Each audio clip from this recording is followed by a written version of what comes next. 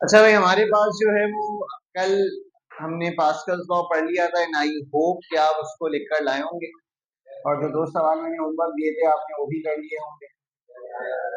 अब जो नहीं करके लाए, अब यार किंडर गार्डन के बच्चे तो है नहीं कि मैं आपका कान पकड़ूं और बोलूं कि नहीं आप क्यों नहीं करके लाए, आप क्यों करके लाए। वो तो हम 9 तारीख को आपके पेरेंट्स से मिलकर फैसला कर ही लेंगे करना क्या है। तो अगर आपको ये लगता है कि आप इस तरह की हरकतें करके बच जाएंगे तो बचेंगे नहीं। बकरा कभी तो छुरी के नीचे आता है, तो कभी तो आप हमारे जाल में फंसेंगे, वो अनकरीब फंसेंगे।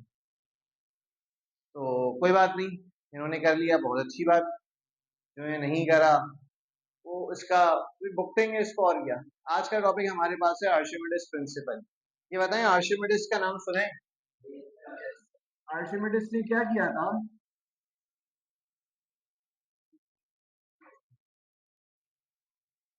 आपने लिवर और स्क्रू का नाम सुना है? लिवर और स्क्रू। अब जब मैं लिवर कहता हूँ तो कुछ लोग अपना गुर्दा पकड़ के बैठ जाते हैं और कहते हैं हाँ सुना है। तो भाई मैं बायोलॉजी वाले लिवर की बात नहीं कर रहा, मैं फिजिक्स वाले लिवर की बात कर रहा हूँ। मेडिकल वाला बच्चा काफी देर से बोल रहा था हाँ लिवर का नाम तो मैंने सुना है, लेकिन LIVER वाला लिवर नहीं, LEVER वाला लिवर। तो बताइए what is liver? Very good. Basically अगर आपने सीसॉ देखा हो, that is an example of liver. आपने कभी कोई रॉड ऐसी देखी हो जो किसी पॉइंट से फिक्स्ड हो, दैट इज द लिवर। आपने कभी ब्रेक दबाया हो, brake pedal, that is the lever. आपके घर में कभी स्विच हो जिसको पकड़ के आप नीचे गिराते हैं, दैट इज द लिवर। तो लिवर हर वो चीज कहलाएगी जो एक पॉइंट से फिक्स हो और वो कैसी मोशन परफॉर्म कर रही हो, टर्निंग प्रोड्यूस कर रही हो, जिसमें टॉर्क पैदा हो रहा हो। तो भाई ये लिवर और स्क्रू को इन्वेंट करने वाला ही कौन था? और अगर आप क्लास 9th में इसका प्रैक्टिकल करके आ रही हो स्पेसिफिक ग्रेविटी का, वो कह रहे हैं प्रैक्टिकल ये क्या होता है? तो भाई ये प्रैक्टिकल उस चिड़िया का नाम है जो आपके हाथ कभी नहीं आई और ना कभी आएगी, क्योंकि आप वैसे में भी कॉलेज नहीं जा रहे हैं। तो आपने कहा कि भाई प्रैक्टिकल क्या होता है, इसको छोड़ें, ये बताएं स्पेसिफिक ग्रेविटी के प्रैक्टिकल के अंदर हम ये सीखते हैं रिलेटिव डेंसिटी का कॉन्सेप्ट।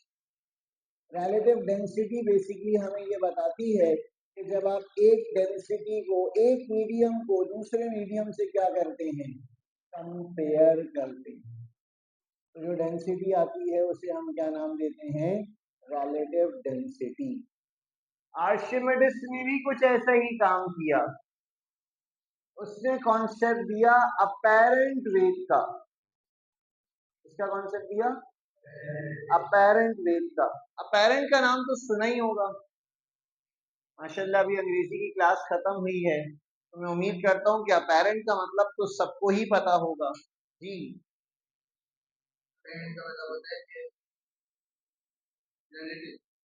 और रिलेटिव का मतलब होता है अपैरेंट।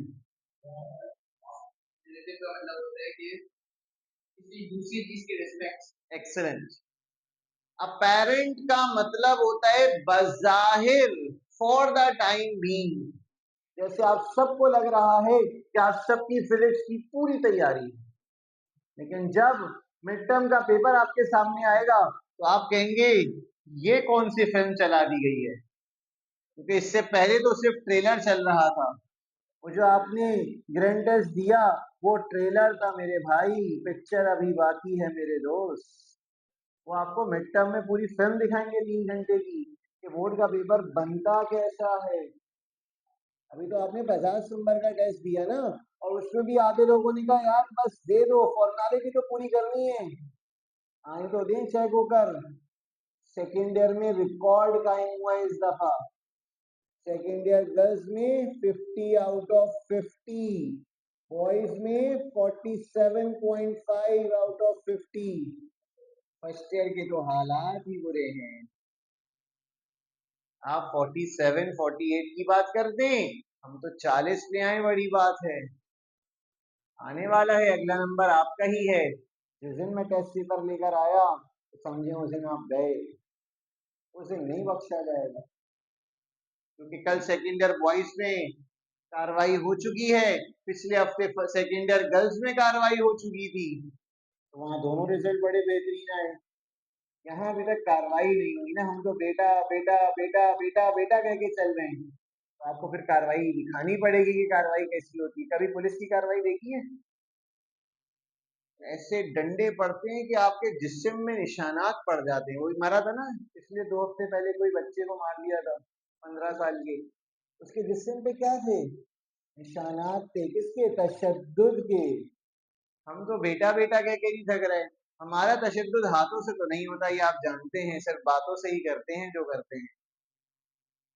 तो तैयार रहिएगा कि अनकरीब आपका रिजल्ट भी ग्रैंड टेस्ट का हम लेकर आएंगे। बहरहाल आर्शिमिडिस ने रिलेटिव का कॉन्सेप्ट दिया, अपेरेंट का कॉन्सेप्ट दिया, तो अपेरेंटली आपको लग रहा है कि सब अच्छा है, लेकिन जब आपका रिजल्ट अच्छा नहीं आएगा तो फिर क्या होगा? वो है एक्चुअल। अपेरेंटली तो बच्चा यही फील करके आता है ना कि मेरी बोर्ड में 90 आएगी, क्या 90 आ जाती है, और फिर वो कहता है मेरे साथ तो ऐसा हो गया। तो वो अपेरेंटली ख्वाब देख रहा था, उसे लग रहा था कि मैं तो 90 वाला पेपर करके आया हूँ, रिजल्ट 75 आ रहा है। इसका मतलब ये हुआ कि अपेरेंट मीन्स बज़ाहिर कुछ टाइम के लिए। अब वो कुछ टाइम के लिए क्या, आइए जरा देखते हैं। आप जब वेट मेजर करते हैं, आई होप कि सबने अपना अपना वजन मेजर किया होगा।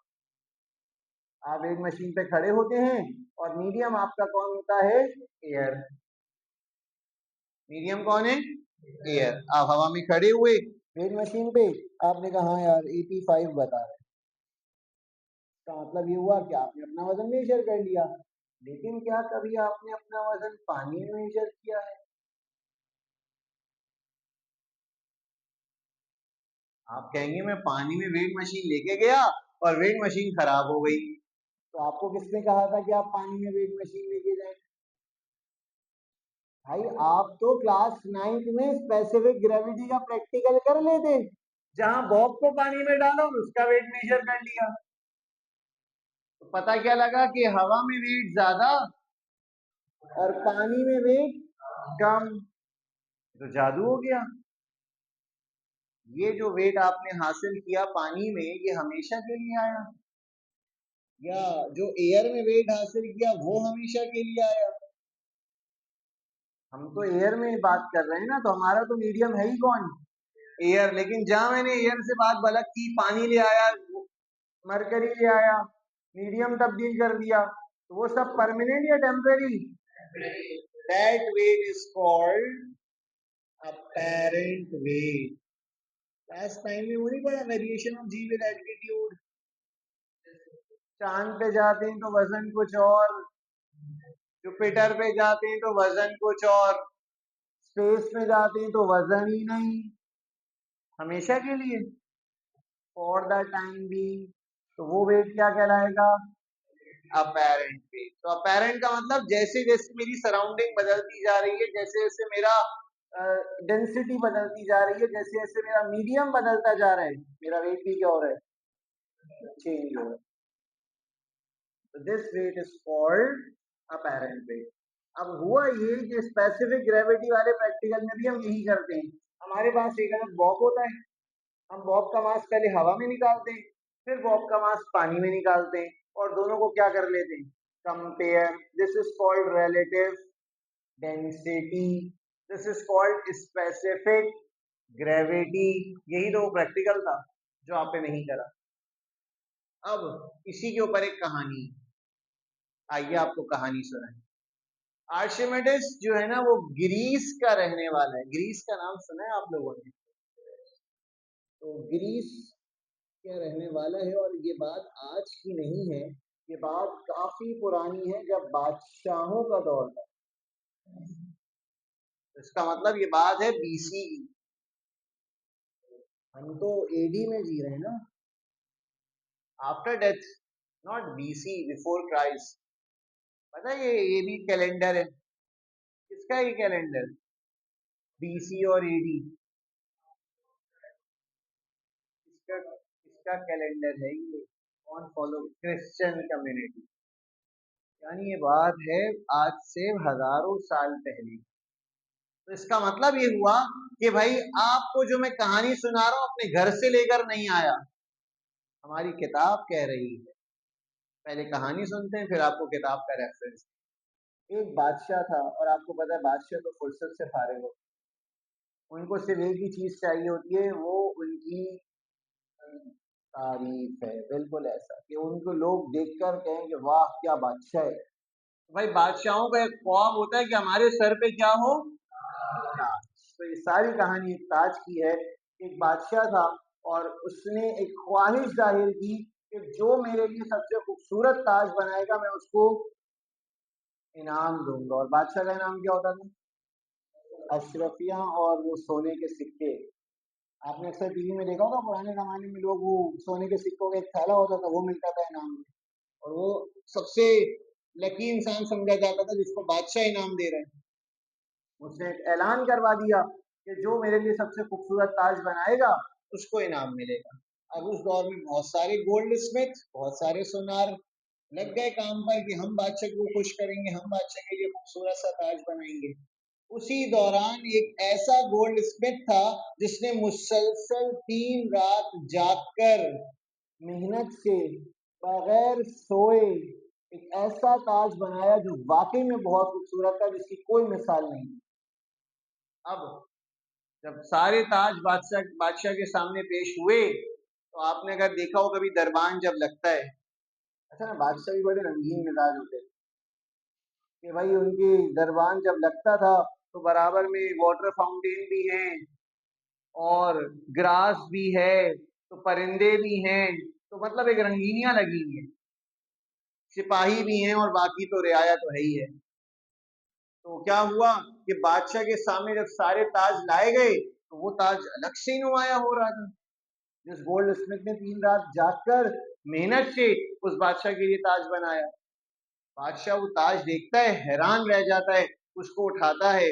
जब उठाएगा तो इट फील्स सम वेट, उसने वेट मेजर कर लिया हवा में कि भाई क्या भारी भी है। अचानक से वो इसको पहन रहा होता है कि वो ताज उसके हाथ से गिर कर जो बराबर में वाटर फाउंटेन था उसमें गिर जाता है। जहाँ फाउंटेन है तो पानी, पानी होता है ना वाटर फाउंटेन के अंदर, पानी रिसाइकिल हो रहा होता है, वो पानी में गिर गया। अब जैसे वो झुकता है उस ताज को उठाने के लिए और पानी में जब उसको होल्ड करता है तो he feels there is some गड़बड़। क्या ख्याल है? क्योंकि पानी में वजन कम हो गया। कहता है यार ये तो 2 नंबर ही कर रहा है मेरे साथ। फिर बाहर निकालता है, वजन बढ़ गया। फिर पानी में डालता है, कहता है वजन कम हो गया। क्योंकि कौन सा वेट चल रहा था? Apparent wait. क्या वो ताज का वजन हकीकत में कम हो रहा था? He feels why? Because there is some force inside the motor called a thrust. बेहतरीन। काश आप आर्शिमिडिस से पहले आ जाते तो आज हम अब्दुल्ला प्रिंसिपल पढ़ रहे होते। तो भाई ये तो चीते निकले। हम अब थ्रस्ट बोलते तो बच्चा हमारा मुंह देखता है, कहता है ये क्या बोल गए। क्या आपने अब थ्रस्ट का नाम आज से पहले कभी नहीं सुना? याद करो रॉकेट की मिसाल। क्या होता है रॉकेट में?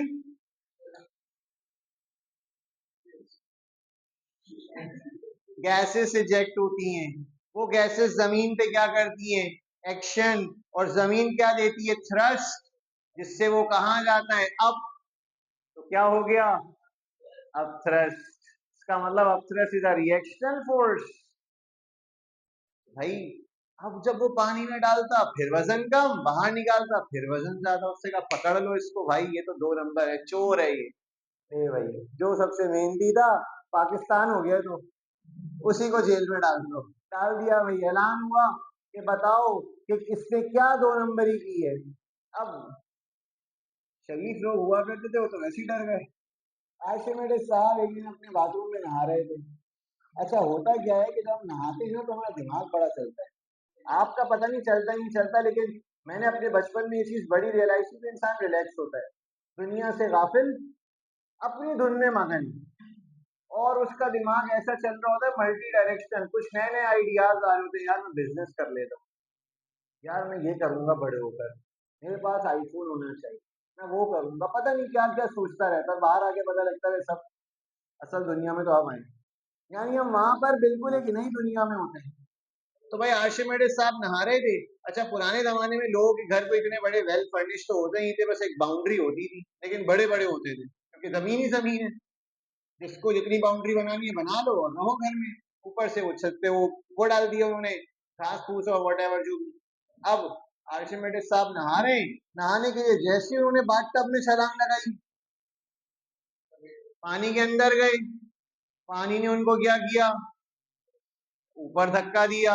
वो डर गए, उन्हें कहा तो जिन्नात है यहाँ पे, कि मैं जब बाथ टब में गिरा तो मैं तो नीचे जाना चाहिए था, लेकिन मैं कहाँ रहा हूँ, कोई जिन है यहाँ पे। वो फिर बाहर आए, फिर दोबारा जंप लगाई, फिर ऐसा हुआ।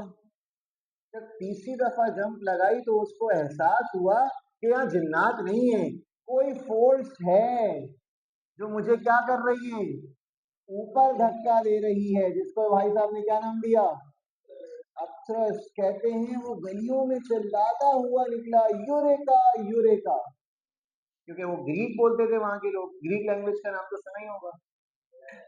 तो ग्रीक लैंग्वेज में यूरेका यूरेका, और आपने यूरेका नाम भी सुना होगा। हमारे बराबर में आज से 3 साल पहले एक इंस्टीट्यूट होता था यूरेका के नाम से, आज वो बेचारा यू खा गए, इरेका हो गया। मेरी नजर पड़ी उस दिन, मैंने कहा यार इसका यू कहाँ गिर गया, तो पता लगा इंस्टीट्यूट ने अपना नाम ही बदल लिया, वो यूरेका से क्या हो गया, इरेका हो गया। तो अगर आप कोई पुरानी हो या यहाँ कहीं रहते हो इसी इलाके में, तो आप ये जानते होंगे कि बराबर में जो इंस्टीट्यूट है उसका नाम पहले यूरेका था, EUREKA, लेकिन अब ये इरेका हो चुका है। तो यूरेका का मतलब होता है आई फाउंड इट, मैंने जान लिया। लोग समझे पागल हो गए, बेचारा नहाते नहाते क्या हो गया, भाग रहे गलियों के अंदर। वो बादशाह सलामत के दरबार में पहुंचा और कहता तुम तो वही हो। नहीं ये बोला नहीं है, तो हमने बोला, ये सेंसर बोर्ड अलाउ थोड़ी करता है। तो बोला कि बादशाह सलामत आपको ये पता ही नहीं है कि there is a concept of apparent weight, कि जब आपने पानी में डाला वेट, तो एक ऊपर से फोर्स लगी जो एक्चुअल वेट था, और एक नीचे से फोर्स लगी अपसरस, दोनों की डायरेक्शन सेम या अपोजिट, ऐड या सब्ट्रैक्ट, बड़ा या छोटा, छोटा आंसर आएगा। तो आप जब पानी में वो डालते ताज, तो आपको लगता कि पानी का ताज का वजन कम हो गया, क्योंकि वहां अपसरस माइनस अपसरस लग रही है और रिजल्टेंट फोर्स माइनस हो रही है। लेकिन जब आप ऊपर निकालते तो देयर इज नो फोर्स, तो वेट फिर ज्यादा फील होता। कहते हैं वहीं से ये कहानी याद हो गई, यूरेका यूरेका। पेज नंबर 124 है गालिबन, हाँ जो आप खोल के बैठे हैं, कौन सा पेज है, 126 7 127 पे ग्रीन में अंग्रेजी में लिखा हुआ है डू यू नो, और लिखा है फिजिक्स इन हिस्ट्री। तो अगर आप पहले डेट पढ़ेंगे तो आपको नजर आएगा 20 की बात हो रही है। एक बार अगर आपको अंग्रेजी आती तो पढ़ लें, फिर आपसे बात करते हैं आगे।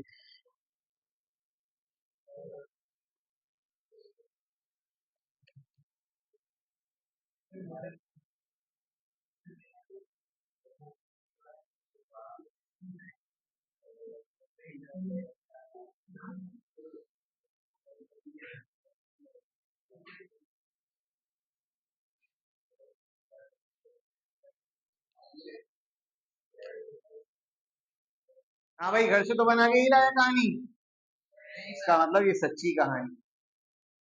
तो वहां से ये आर्शिमिडीज प्रिंसिपल इजाद हुआ, और उसने क्या कहा कि अगर आप एक कंटेनर लें जिसमें क्या भरा हुआ है, पानी, फ्लूइड बेटा, फ्लूइड, चैप्टर का नाम है फ्लूइड। और कौन सा वाला? इसका वेट इसको कहाँ लेके जाएगा? डाउनवर्ड लेके जाए। और जैसे ही ये यहाँ पहुंचा तो बताएं कि ये ऑब्जेक्ट पानी के अंदर मुकम्मल तौर से क्या हो चुका है? डूब चुका है। सबमर्ज या इमर्ज?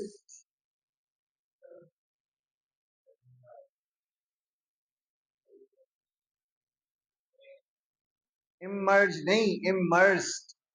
इमर्स जिसको कहते हैं, IMMERSED।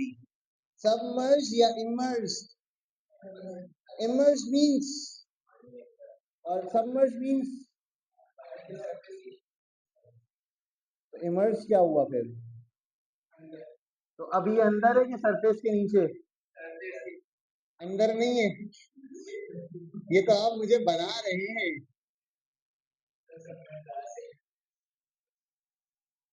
इमर्ज नहीं है, ज्यादा बेहतर, क्योंकि डूब चुका है। एक्सेलेंट भाई, ये इमर्ज्ड है। इमर्ज मीन्स सिंक कर जाना, डूब जाना। जबकि सबमर्ज जैसे शिप है, सबमरीन तो अंदर चली गई। सबमर्ज का मतलब कुछ हिस्सा पानी के अंदर और कुछ हिस्सा पानी के, शिप पानी के अंदर होती है, आता कुछ हिस्सा बॉटम पानी के अंदर, बाकी सब पानी के, दिस इज सबमर्ज। सबमर्ज का मतलब यही है कि अभी वो पूरा मुकम्मल तौर पे डूबा, कुछ हिस्सा पानी के अंदर। सब मर्ज, सब, नॉट कंप्लीटली मर्ज, सब मर्ज, सम पार्ट ऑफ इट। अंग्रेजी भी पढ़ा हूं। अंग्रेजी की क्लास में क्या कर रहे हो? चैप्टर पढ़ रहे थे। ये हमारी बदनसीबी है कि हमारा बच्चा चैप्टर पढ़ के बेकार हो जाता है, उसको अंग्रेजी नहीं सिखाते। और जब यूनिवर्सिटी का टेस्ट होता है तो चैप्टर थोड़ी आते हैं, अंग्रेजी आती है। पूछते हैं what is the difference between emerge and submerge, कहते हैं स्पेलिंग का फर्क है। वही बोल के आगे बढ़ रहा है। अब उसको क्या पता इमर्ज और सबमर्ज का मतलब? तो बेटा जब ये पानी में इमर्ज हो गया तो ये इसका वेट और इस पे लगने वाली फोर्स, अब थ्रस्ट ऐड होंगे सब्ट्रैक्ट होंगे? तो यहां से फॉर्मूला ड्राइव हुआ किसका? अपेरेंट वेट का, कि जो उसका एक्चुअल वेट है उसमें से इस अपथरस को क्या कर दो? माइनस कर दो, तो तुम्हें अपेरेंट वेट मिल जाएगा, जो उस कांच के साथ हो रहा था। तो बादशाह को क्या एक्चुअल वेट मिल रहा था? इसको तो अपेरेंट वेट मिल रहा था। अगर ऐसी की मिसाल दूं, अच्छा मैंने ना बचपन में बड़े तजुर्बे की, पता नहीं आपने किए नहीं किए, आप लोग तो नहाते हुए भी कोई तजुर्बा नहीं करते। हम जिस वो मग्गे से नहा रहे होते हैं, हम उसको ना बाल्टी में डुबा रहे होते हैं। अब जब मैं उसको डुबाता तो मैं देखता कि अंदर पानी में जिन्नात हैं जो उसको फौरन से ऊपर ला रहे हैं। कभी किया आपने तजुर्बा? ये पानी पे एकदम ऊपर कैसे आ रहे हैं? अप्सरस इज रिस्पॉन्सिबल, जो कि आप कितनी जान से उसको नीचे लेके जा रहे हो, पानी उतनी ही जान से उसको ऊपर लेकर आ रहे हैं। और अगर उस मग्गे का एरिया बढ़ा दिया जाए, अप्सरस तो और बढ़ जाते हैं। छोटा वाला लेंगे उसमें मजा नहीं आएगा, बड़े वाले में मजा आता है। हमने तो हर एक एक्सपेरिमेंट किया है। हम जब छोटे थे तो हमारे पास एक छोटा वाला भी था और एक बड़ा वाला भी था, हम दोनों से नहाते थे। एंजॉय तो करना है ना जिंदगी को यार, बचपन ऐसे एंजॉय होता है। आप पता नहीं कौन से लोग हैं, कौन सी जनरेशन है, आप कुछ सीखते ही नहीं है। तो हम दोनों एक हाथ से छोटा वाला डुबो रहे, एक हाथ से बड़ा वाला। कह रहे यार बड़ा वाला ज्यादा ऊपर फोर्स मार रहे हैं, क्या रॉकेट लग गया इसके नीचे, क्या लग गया है? कभी नहीं समझ आया। लेकिन जिस दिन अप्सरस पड़ा, समझ आ गया कि वो छोटे वाले पे स्मॉल अप्सरस थी, बड़े वाले पे लार्ज अप्सरस है। और अगर वो शिप हो वो तो बहुत ही बड़ी अप्सरस हो जाएगी। मैंने सोचा यार शिप डूब नहीं रही, नेल इतनी सी है वो डूब रही है। शिप चलती है ग्लिसरीन पे और नेल डूबती है पानी में। एक बात बताओ, क्या शिप पानी पे नहीं चलती? क्या नेल पानी में नहीं डूबी? पानी एक, मीडियम एक, तो डेंसिटी हाउ अलग अलग? नेल की डेंसिटी ज्यादा है। अबे शिप का वॉल्यूम इतना बड़ा, मास इतना ज्यादा, डेंसिटी कम हो गई। हाँ हाँ हाँ हाँ। एक मिनट, आज एक छोटी सी मिसाल ले लेना साथ साथ। नेल का मास ले लें अंदाजा 10 ग्राम, और डेंसिटी ले लें कितनी, 5 ले लें, 5 kg/m3। डिवाइड करो जल्दी से, कितना आ रहा है, कैलकुलेटर निकालो, शाबाश शाबाश, जल्दी से। हम तो ऐसी हम बातें नहीं करते, निकालो निकालो। नहीं, और छोटा है। ग्राम को किलोग्राम में कन्वर्ट ही नहीं करा तुमने। 10 ग्राम का तो इसका मतलब 0.01, 0.01 डिवाइड बाई 5।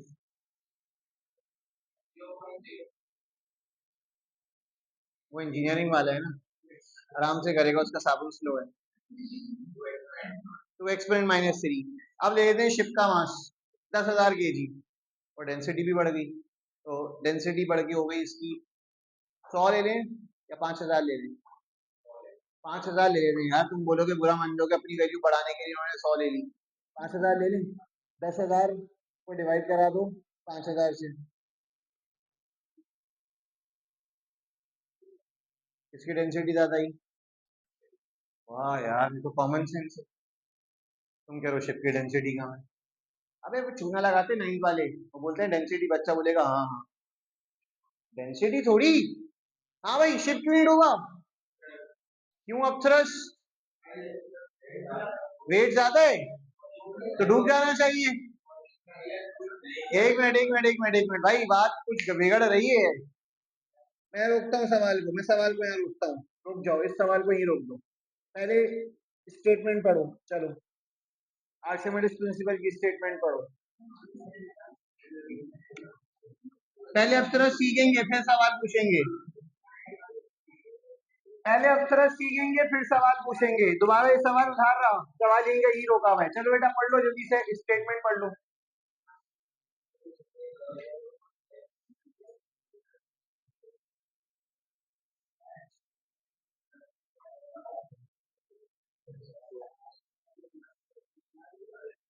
ऐसे थोड़ी पढ़ना था, स्टेटमेंट पढ़नी थी, डेढ़ लाइन की स्टेटमेंट ही खत्म नहीं हुई। कॉलेज की मिस को बोलना मैं साहब बना रही है हमें। हाँ भाई, मैं क्या कह रहा था कि पढ़ ली स्टेटमेंट या ऐसे पढ़ रहे हो, ऐसे पढ़ रहे हो, अभी खत्म नहीं हो रहा। अच्छा भाई, मेरा एक इख्तलाफ है, वो कह रहे हैं अप्सरस बराबर है weight of the liquid displace के। मेरा सवाल ये है कि यहाँ wait of the liquid displace नहीं होना चाहिए था, वेट ऑफ द ऑब्जेक्ट होना चाहिए था। क्या ख्याल है, upthrust is equal to weight of the object. ये क्या लिखा हुआ है, weight of the liquid displace, गलत लिखा है। ये भी अच्छा है सर, आप सही है, बाकी सब गलत है, ऐसा थोड़ी होता है, किताब सही लिखा हुआ है भाई, किताब में सही।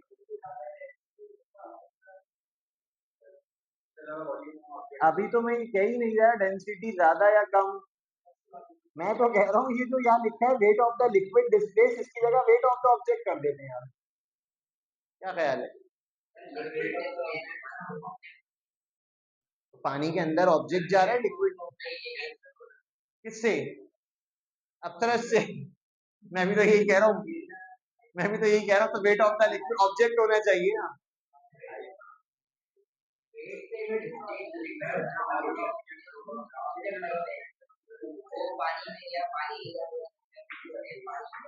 तो वेट पानी का या वेट ऑब्जेक्ट का,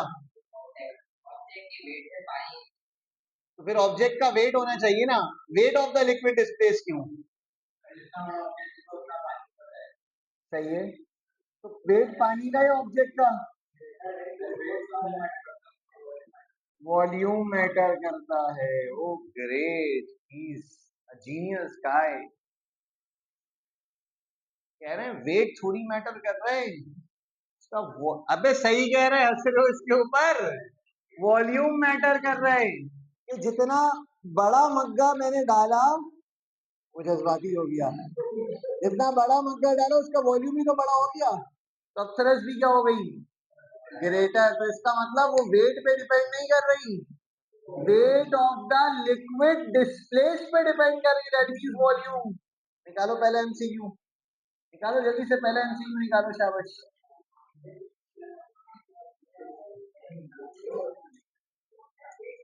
अब तक तो हम पढ़ ही रहे थे, पढ़ तो आज रहे हैं, सीख तो आज रहे हैं भाई। पहले एमसीक्यू, न्यूमेरिकल नहीं एमसीक्यू बेटा।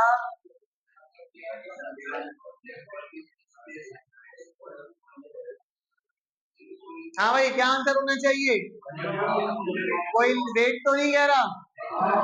इसका मतलब आपने आर्किमिडीज प्रिंसिपल सीख लिया, मुबारक हो।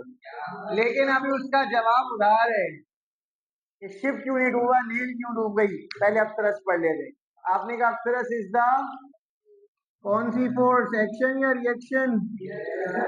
कौन लगा रहे हैं? फिर पानी। ये पानी से बड़ी मोहब्बत नहीं हो गई? पानी से क्या करते? अच्छा, नहाते हैं, फ्लूइड से ही नहाते। वाह भाई वाह। When it is, हाँ भाई, ऑब्जेक्ट क्या होने जा रहे हैं? ओनली सबमर्ज, इमर्ज और सबमर्ज। Very good. इमर्ज क्यों? सबमर्ज होना चाहिए। क्या कभी कभी ऑब्जेक्ट पूरा पानी के अंदर नहीं चला जाता? तो वहां तो वॉल्यूम और ज्यादा। भाई मैंने पानी में हाथ रखा, पूरा हाथ चला जाएगा अंदर यहाँ तक? तो पानी के लेवल पे डिपेंड करता है। पहले इतना वॉल्यूम, फिर इतना, फिर इतना, फिर इतना। तो क्या सब में एक ही जैसा वेट होगा? सब में एक ही जैसी अब थ्रस्ट होगी? वॉल्यूम चेंज होने से अब थ्रस्ट चेंज होना शुरू हो जाएगी। तो इसका मतलब ये हुआ कि जब आप उसको मुकम्मल भी डाल सकते हैं, लेकिन मुकम्मल वाला तो बहुत रेयर केस है। अमूमन क्या हो रहा है? सबमर्ज होता है। तो इसका मतलब कितने वेट के बराबर? जितना पानी के अंदर है, पूरे वेट के बराबर। तो बताओ शिप ऊपर ज्यादा बाहर है कि अंदर ज्यादा अंदर है? ऊपर ज्यादा। सारा वेट तो कहाँ है? 3 मंजिला, 4 मंजिला, 10 मंजिला, सब पानी के अंदर पानी के बाहर। अप्सरस का उस बाहर वाले वेट से कोई ताल्लुक? किससे ताल्लुक है? बेस से। और बेस तो बेचारी इतनी सी डूबी हुई है, क्या ख्याल है? बेस तो सिर्फ इतनी सी अंदर है, तो पूरा वेट या जो बॉटम अंदर है उतना वेट? बॉटम जितना अंदर है उतना वेट, क्योंकि उतना ही तो डिस्प्लेस करा है पानी को, ऊपर वाले तो थोड़ी डिस्प्लेस किया है। अच्छा भाई, अब इधर आ जाओ। अब आपने कहा थ्रस्ट बराबर हो गई wait of the liquid displace के, और वेट किसके बराबर होता है? mg। लेकिन बस आज ये बात दिमाग में बिठा लो कि अगर तुम्हें आज के बाद मास गिवन ना हो तो मास हमेशा कैलकुलेट करोगे कैसे? डेंसिटी के फॉर्मूले से। पूरे चैप्टर में किसी भी न्यूमेरिकल में मास डायरेक्ट नहीं दिया, कैसे निकालोगे? What is the formula for density? Density को किस नंबर से रिप्रेजेंट करते हो? सब जानते हैं इस रॉ को? पी तो कोई नहीं बोल रहा। हमारी एक बच्ची बैठी थी पी फॉर पाकिस्तान, मैंने कहा नहीं, पी फॉर फलस्तीन। भाई पी नहीं है, क्या है? रॉ है। और ये रॉ किसके बराबर होगा? तो यहाँ से वहां से निकल जाएगा। कैसे निकलेगा? रॉ भी। तो आज के बाद जब भी मास निकालना होगा एक ही फॉर्मूला याद रखो, रॉ भी। बताओ इक्वेशन क्या बन गई अब तो इसकी? रॉ बी जी। तो बताओ ये अप्सरस किस पे डिपेंड कर रहा है? वेट पे? वॉल्यूम पर। इसका मतलब जितना बड़ा वॉल्यूम उतनी ज्यादा अप्सरस। तो बताओ शिप का वॉल्यूम बढ़ा कि नेल का वॉल्यूम बढ़ा? शिप की अप्सरस बढ़ी कि नेल की अप्सरस बढ़ी? तभी तो शिप कहाँ है? फ्लोट। नेल कहाँ है? क्योंकि नेल का वॉल्यूम इतना सा, तो अप्सरस भी, लेकिन उसका वेट ज्यादा है वहां पे। वहाँ वेट ज्यादा होगी और अप्सरस कम हो गई, तो अगर ऊपर वाली फोर्स ज्यादा है और नीचे वाली फोर्स कम है तो नीचे जाके डूब जाएगा। तो volume is responsible, not density, माफ कीजिएगा, not density, volume is responsible. और ये मैं नहीं कह रहा, एमसीक्यू नंबर 1 कह रहा।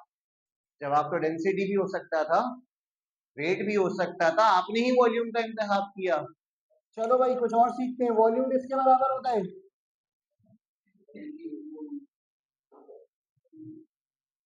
पढ़ा है भाई ये फॉर्मूला? और लेंथ इनटू ब्रेथ किसके बराबर होता है जवाब साहब? क्या बन गया वॉल्यूम का नया फॉर्मूला? Area into height. तो बताओ क्या v की जगह एरिया नहीं लिख सकते? तो बताओ दूसरा फॉर्मूला क्या बन गया? रॉ ए जी एच। तो बताइए अब थ्रस्ट डिपेंड्स अपॉन एरिया और हाइट और ग्रेविटी। कौन गधा था ये? हमारी क्लास का उसूल था, चैप्टर 2 में सिखा दिया था, जो जी को ग्रेविटी बोलेगा वो गधा होगा। G is not gravity, G is the acceleration due to gravity, और वो कांस्टेंट है 9.8। वो कैसे डिपेंड कर रही है? There are 3 factor, where is weight, no weight, where is g, no g, it depends upon only 3 factors: area, height and volume or density। पानी की डेंसिटी सेम, तो क्या बचा फैक्टर? वॉल्यूम। शिप का वॉल्यूम बड़ा, मेन का volume छोटा। जिसका वॉल्यूम छोटा होगा वो डूब जाएगा, जिसका वॉल्यूम बड़ा होगा वो सरवाइव कर जाए। ऐसे ही होता है। अब आपने कहा कि भाई अब थ्रस्ट तो आ गई, व्हाट अबाउट प्रेशर? आप कहेंगे प्रेशर तो सुना सुना सा लग रहा है, कल ही तो पढ़ा था। What is pressure? मैंने फॉर्मूला पूछा था।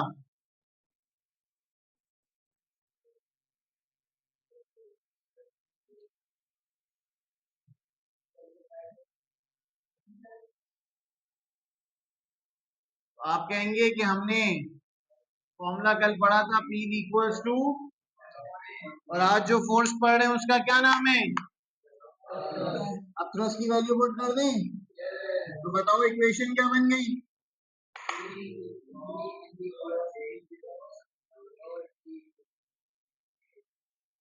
हाँ भाई, तो प्रेशर का फॉर्मूला क्या आ गया? और अगर कोई चीज डूब रही है, कोई चीज डूब रही है, तो हाइट में डूबेगी डेप्थ में डूबेगी? डेप्थ कह सकता हूँ, रॉ जी डी लिख सकता हूँ, बात एक ही है। हवा में तो हाइट और नीचे पानी में तो डेप्थ। तो बताओ प्रेशर कितने फैक्टर्स पे डिपेंड कर रहा है? 2 फैक्टर्स ओनली। कौन कौन से? डेप्थ और डेंसिटी। अरे हाइट, डेप्थ और हाइट एक बात नहीं है, डेप्थ और डेंसिटी। क्या ये एरिया डिपेंडेंट है? क्या प्रेशर एरिया पे डिपेंड कर रहा है? एमसीक्यू नंबर 7 पढ़े, सॉरी 6 है, एमसीक्यू नंबर 6 पढ़े।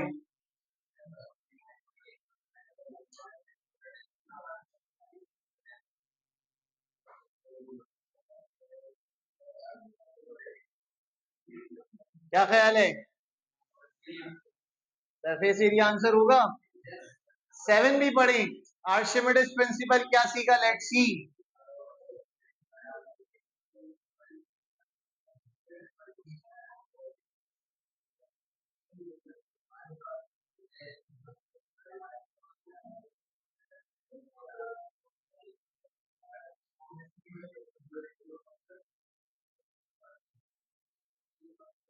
अबे लड़कियों ने तो यूं जवाब दे दिया था, 8। इन्ना लिल्लाहि व इन्ना इलैहि राजिऊन। क्या कह रहे हैं? 15। हाउ कूल यू आर, ना माकूल, that's why I said cool. Very good.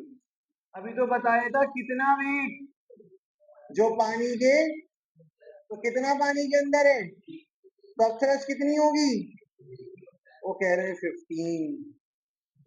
अप्सरस is equals to weight of the liquid displace. तो अगर 3 पानी के अंदर है तो 3 न्यूटन की अप्सरस है, और 4 पानी के अंदर होता तो 4 न्यूटन अप्सरस होगी। जितना पानी के लिखा अंग्रेजी में सबमर्ज इमर्ज नहीं लिखा, आपने स्टेटमेंट नहीं पढ़ी थी शायद इस बार।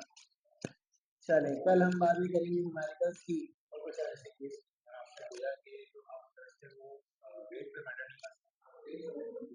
पर जब वो खाली होती है तो उसका एरिया कम होता है, तो पानी के नीचे है, जो पानी के नीचे है वो एरिया कम है, जब उस पर वेट आए, हाँ मतलब जो ज्यादा हो जाता है,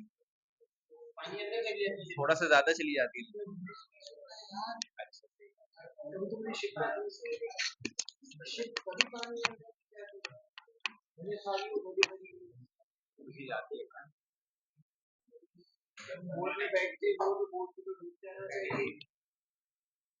हम जब छोटे थे हमारे अब्बा हमें दिवाली घुमाए ले जाते थे, हम अब्बा से जिद करे थे घूमने जा रहे हैं, माशाल्लाह फैमिली में 8-10 लोग, हम कितना बैठे तो पानी के अंदर जाना चाहिए, तो वही ऊपर मजे से घूम घूम करके जा रही होगी, हमें लगता था हम गिरे सब गिरे, अगर अंदर होती तो कभी गिरने का खतरा होता, अगर अंदर होती तो इसका मतलब स्टेबिलिटी आ जाती ना, यूं जानी चाहिए थी, लेकिन शिफ्ट तो यूं यूं और यूं जा रही है, इसका मतलब पानी तो ऊपर है के अंदर है, तो सिर्फ थोड़ा खाली हो जाएगी, इसके नहीं का 10-15 सिक्स पड़ी तो पानी के अंदर उतनी हुई नहीं खाली होगी, सबमरीन इसके अंदर जाती है, सबमरीन में पानी भरा जाता है।